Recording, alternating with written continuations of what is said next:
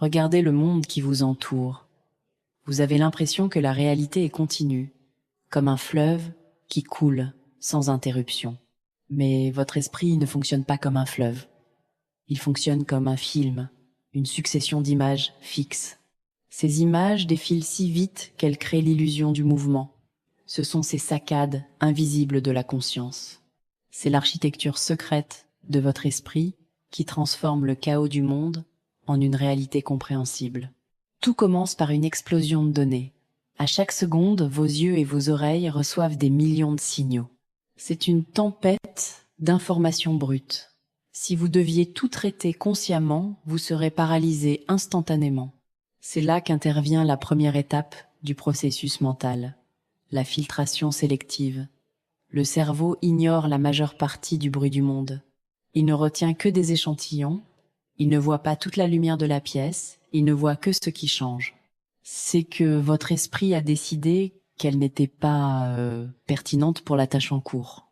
Une fois les données capturées, la seconde étape s'enclenche, la catégorisation. L'esprit compare ses fragments à ses mémoires. Il cherche des motifs. Il ne voit pas seulement des formes colorées, il reconnaît un visage. Il ne voit pas des sons aléatoires. Il entend la voix d'un ami. C'est le miracle de la reconnaissance instantanée. Le cerveau projette ses mémoires sur le présent pour lui donner un sens. Le ciel est un damier de fissures qui s'organise. Mais entre la perception et l'action, il y a une étape souvent invisible, l'émotion primitive. Avant même que vous ne soyez conscient d'avoir vu un serpent, le système rapide de votre cerveau a déjà envoyé une alerte. Le cœur s'accélère, les muscles se tendent. C'est une décision discrète, un jugement qui n'est pas réfléchi mais instinctif. Cette pensée primitive est un juge sombre, qui trie les dangers avant même que votre conscience rationnelle ne puisse intervenir. C'est une étape qui peut vous sauver la vie ou vous pousser à faire des erreurs irrationnelles, emportées par la peur.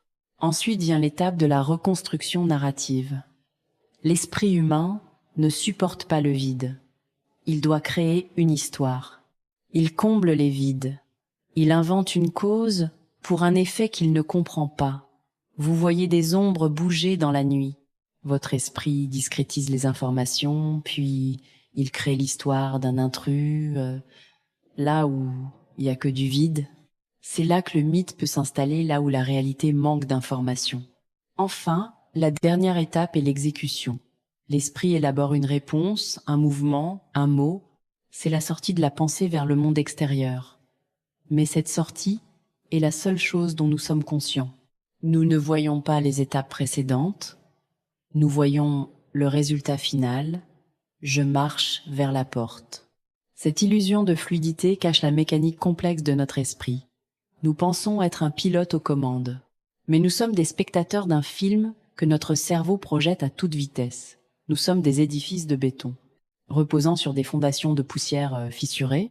Comprendre ces étapes, c'est réaliser que notre réalité n'est pas une capture directe, mais une interprétation, une recréation mentale qui se produit dans le noir, juste un instant avant que nous n'ouvrions les yeux.